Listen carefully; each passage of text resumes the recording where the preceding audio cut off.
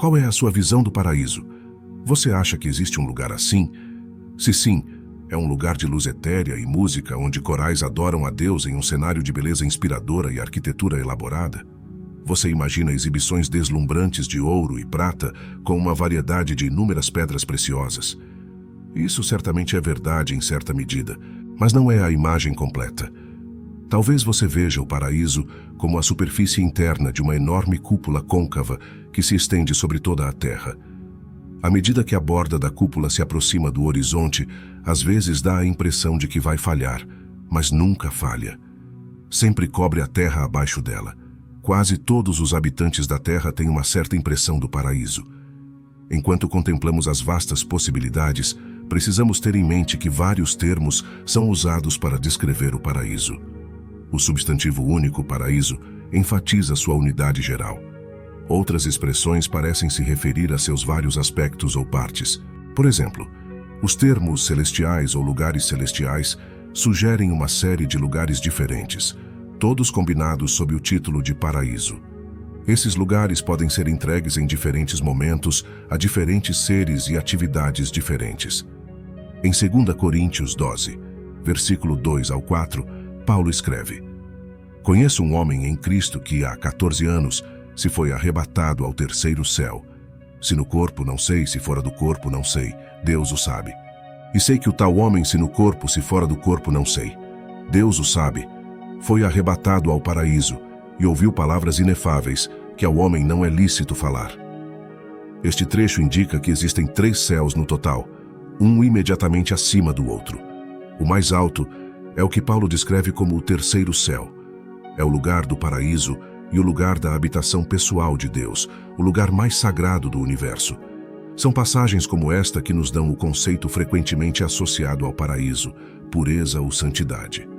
As palavras proferidas lá são tão sagradas que não podem ser repetidas fora.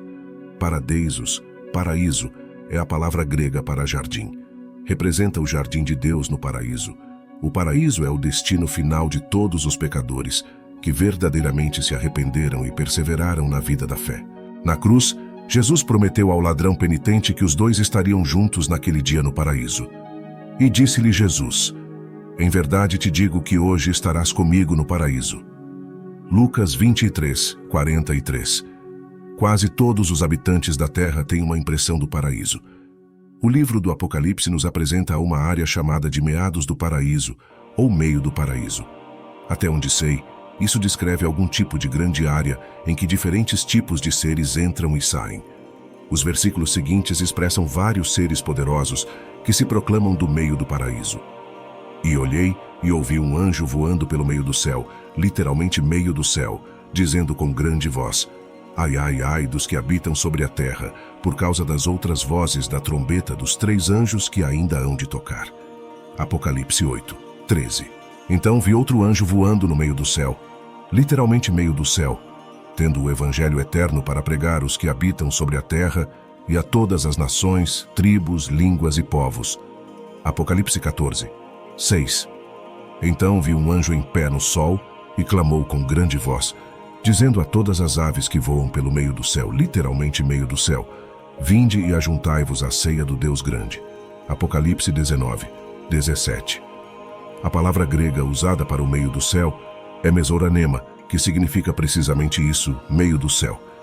Isso poderia ser o segundo céu. Podemos assumir finalmente que o céu visível, que é visível para nossa visão natural, é o primeiro céu. Todos os habitantes da Terra estão familiarizados com este céu em certo grau. E quanto aos habitantes do paraíso? Que tipo de criaturas são eles? O nome mais comum dado a eles é anjos. A palavra anjo é derivada do substantivo grego ângelos, que é a palavra padrão para mensageiro. Portanto, os anjos são considerados mensageiros enviados do paraíso. No entanto, nem todos os anjos são mensageiros. Eles têm várias outras funções potenciais independente de suas tarefas. Eles são enviados por Deus para seus propósitos. No entanto, as Escrituras nos informam que também há anjos malignos enviados por Satanás para seus propósitos. Às vezes, pode haver oposição ou conflitos entre os anjos de Deus e os anjos de Satanás. Alguns desses conflitos são descritos nas Escrituras, especialmente no livro de Daniel. O fato inescapável, assim nos confronta, de que nosso mundo, como o conhecemos hoje, é um cenário de conflito. Além disso, este conflito não se restringe à Terra. Também é um fator vital em tudo o que acontece no paraíso. Os anjos enviados por Deus têm 3 tarefas principais.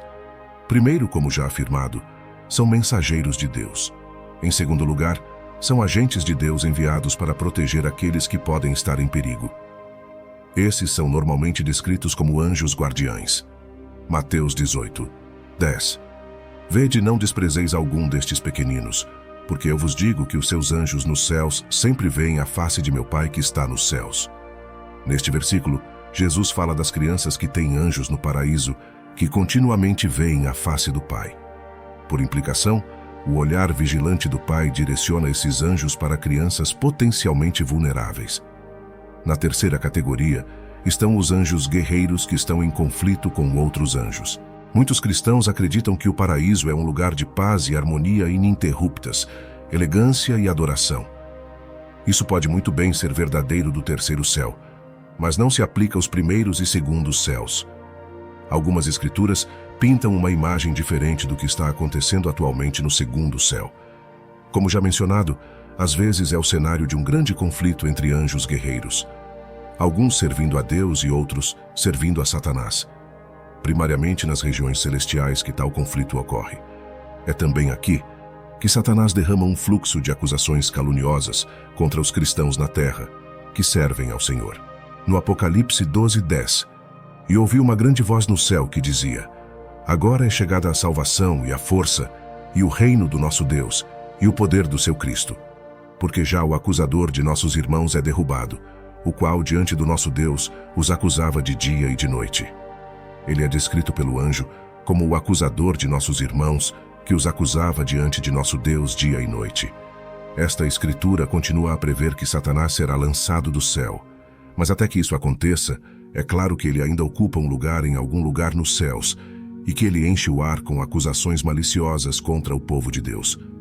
Um verso que se segue é um aviso para os habitantes da terra, sobre o que eles podem esperar quando o diabo for finalmente lançado do céu para a terra. Por isso alegrai-vos, ó céus, e vós que neles habitais. Ai dos que habitam na terra e no mar, porque o diabo desceu a vós, e tem grande ira, sabendo que já tem pouco tempo. Apocalipse 12, 12. Esses versos antecipam um período em que Satanás tem pouco tempo. Eles podem estar muito próximos, mas ainda não foram cumpridos. Certamente os eventos descritos não foram cumpridos. Portanto, devemos ser realistas sobre as atividades atuais de Satanás. Muitos cristãos falam habitualmente como se Satanás estivesse confinado ao inferno. Mas isso não é verdade. Existem 2 príncipes satânicos chamados Morte e Hades que governam no inferno. Mas Satanás ele mesmo perambula livremente por todo o universo. Apocalipse 20, 13. E deu o mar os mortos que nele havia. E a morte e o inferno deram os mortos que neles havia, e foram julgados cada um segundo as suas obras. Isso é claramente retratado em Jó capítulo 1, versículos 6 e 7. E havia um dia em que os filhos de Deus vieram apresentar-se perante o Senhor, e Satanás veio também entre eles. E o Senhor disse a Satanás: "Donde vens?" E Satanás respondeu ao Senhor e disse: "De rodear a terra e de passear por ela." Muitos cristãos falam habitualmente como se Satanás estivesse confinado no inferno, mas isso não é verdade. A diferença principal entre a terra e o paraíso é que este mundo foi corrompido pelo pecado, mas o paraíso não. O pecado do homem permeia a terra e a glória de Deus aperfeiçoa o paraíso. Deus, a glória do paraíso, criou a terra e a deu à raça humana para cuidar e desfrutar. Em vez de obedecer às instruções de Deus sobre as coisas da terra, no entanto, Adão e Eva decidiram ouvir a Satanás.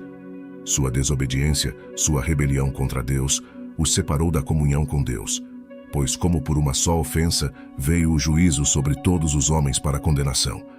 Romanos 5:19. Como resultado, a doença do pecado foi transmitida a cada geração. A Bíblia diz: "E viu Deus que a terra estava corrupta, porque toda a carne havia corrompido o seu caminho sobre a terra." Gênesis 6, 12, Isaías 24, versículos 5 e 6. A terra também se contaminou debaixo dos seus moradores, porque transgrediram as leis, mudaram os estatutos e quebraram a aliança eterna. A terra geme porque foi manchada pelo pecado. Como uma doença debilitante, o pecado distorce e devasta tudo o que toca. O pecado corrompe e divide, mas o paraíso declara a glória do Senhor. Salmo 19, 1. O paraíso é o trono de Deus. Isaías 66, 1.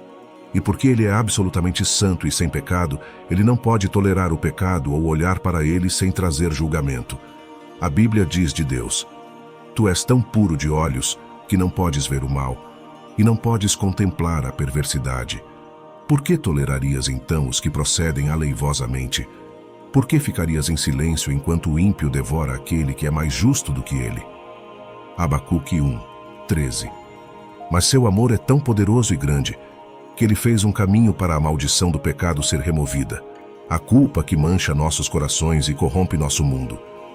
Deus crucificou o pecado na cruz, pelo sangue de Cristo que nos redimiu da penalidade do pecado. Ele morreu em nosso lugar, levando os julgamentos que merecemos, nos apresentando imaculados a seu Pai no paraíso. Jesus Cristo é o Salvador do mundo, porque é o único que pode estreitar o fosso entre o paraíso e a terra. A Bíblia diz: pela obediência de muitos serão feitos justos. Romanos 5:19.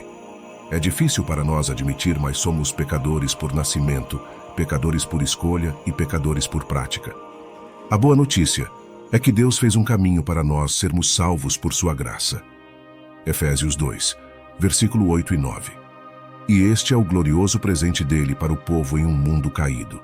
A diferença entre o paraíso e a terra é que Jesus Cristo deixou a glória do paraíso e veio a esta terra infestada de pecado por um motivo: para tornar nossa salvação eterna possível. E isso faz toda a diferença para Deus e o paraíso e para nós na terra. Veremos muitas visões gloriosas no paraíso, mas a mais poderosa de todas será o Salvador do mundo em sua glória. Os teus olhos verão o Rei na sua formosura e verão a terra que se alonga.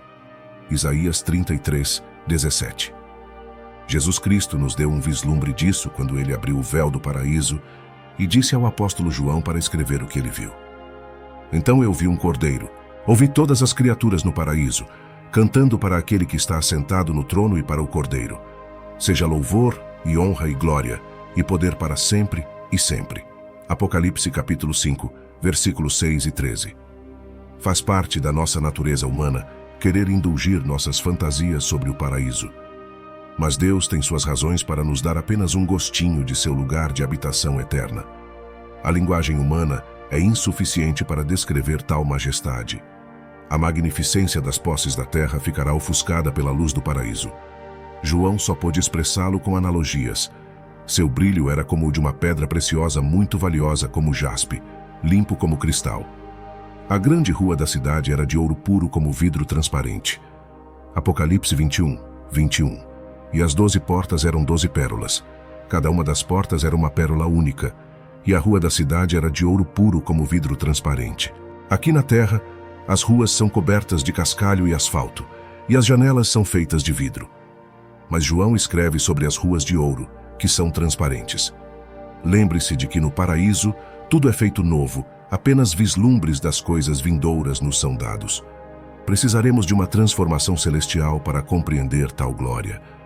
As coisas obscurecidas da terra se tornarão transparentes na eternidade. Elas agora são conhecidas apenas por Ele. Enquanto praticamos a paciência, enquanto esperamos, deixe os pensamentos da glória do paraíso preencherem sua alma. Eles o sustentarão até o dia em que seus olhos se abrirem completamente. Pedro diz àqueles cuja esperança é voltada para o paraíso: recebereis assim amplamente a entrada no reino eterno de nosso Senhor e Salvador Jesus Cristo. 2 Pedro 1, 11. Quando ele estender os braços convidando seu povo, ele se voltará para seu Pai e dirá: e a glória que me deste eu dei a eles para que sejam um, assim como nós somos um. João 17, 22. Olharemos para suas mãos marcadas pelos pregos, cairemos a seus pés e choraremos de alegria, louvando seu nome maravilhoso. Isso é o que veremos no paraíso. Oremos. Querido Pai Celestial, em nome poderoso de nosso Senhor Jesus Cristo, Pedimos que desperte dentro de nós a plenitude do seu Espírito Santo. Ajude-nos a desenvolver em nosso relacionamento com o Espírito Santo e viver em seu poder e usando seus dons. Jesus nos deu uma promessa. Você nos disse: mas o Consolador, que é o Espírito Santo, a quem o Pai enviará em meu nome, ele vos ensinará todas as coisas e vos fará lembrar de tudo o que vos tenho dito. João 14, 26. Ajude-me a aprender que não compreendo tudo e que está tudo bem, pois o Espírito Santo sabe tudo. Forneça-nos o Espírito Santo e seu entendimento de tudo o que está acontecendo em nossa vida. Peço estas coisas em seu nome. Assim como o sol nasce a cada dia contra a escuridão da noite, traga-me clareza com a luz do Pai Santo. Pai Celestial, concede-me descanso mental e acalma meu coração perturbado. Minha alma é como um mar tempestuoso. Não consigo encontrar minha estabilidade. Dê-me energia e clareza de mente para encontrar meu propósito e seguir o caminho que você traçou para mim. Confio em teu amor, Deus, e sei que você me ajudará nesta noite. Assim como o sol nasce a cada dia contra a escuridão da noite. Por favor, traga-me clareza com a luz de Deus. Em seu nome eu oro. Pai bondoso, oramos totalmente para entrar em seu bairro, pedindo o poder e a mente de Cristo, concedidos a mim por seu Espírito Santo. Por favor, nos dê energia para nos aproximarmos de você e acalme nossas mentes ansiosas. Ajude-nos a encontrar um propósito e um caminho a seguir, para que possamos viver de acordo com o plano que você tem para nós. Confiamos em seu amor e sabedoria e sabemos que você nos ajudará nesta noite. Em nome de Jesus Cristo, oramos. Amém.